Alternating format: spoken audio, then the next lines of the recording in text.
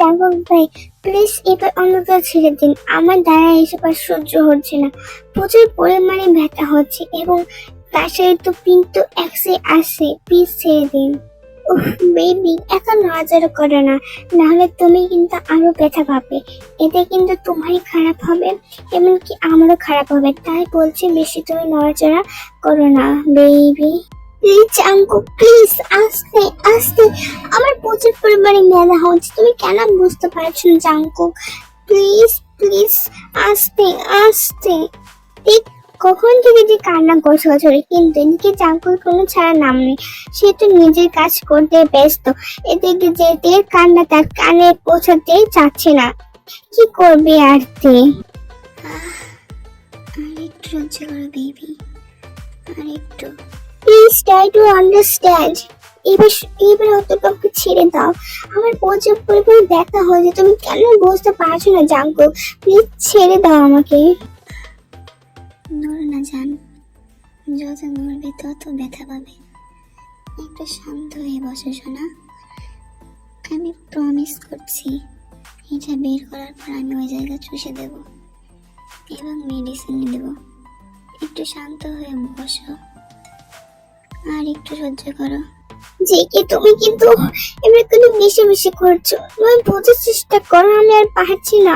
আমার আমার যে লাগছে, তুমি তুমি কেন বুঝতে চাইছো না? তুমি কেন বারবার এত জোরে জোরে করছো? তুমি না তুমি না খুব খারাপ জায়গায়।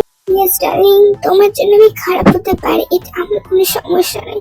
Because I love you, I love you so much. I love you so much, honey. I love you too. আর একটু সহ্য করে যান, তারপরে সবকিছু ঠিক হয়ে যাবে। মাই জান, মাই সুইটহার্ট, তোমাকে আমি অনেক বেশি ভালোবাসি।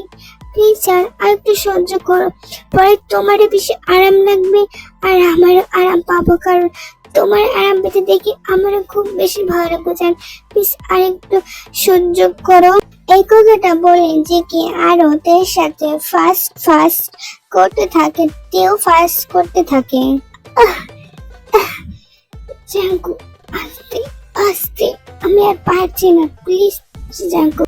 উফ জান, ফাইনালি ফাইনালি হয়ে গেছে।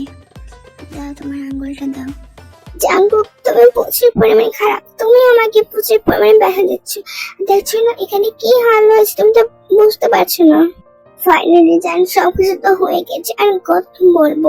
ফাইনালি তো আমাদের খেলাটা তো শেষ হলো। এখন তোমার শান্তি, আমার শান্তি, শেষ আমাদের।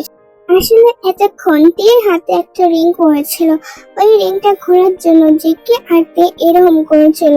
তীর আঙুল থেকে ওই রিংটা খুলতে চাচ্ছিল, তার জন্য জিকে ওটাকে জোর করে খোলার চেষ্টা করছিল, কিন্তু ওটা খুলছে না। তার জন্য তে এমন একটা ভয়েস করেছিল।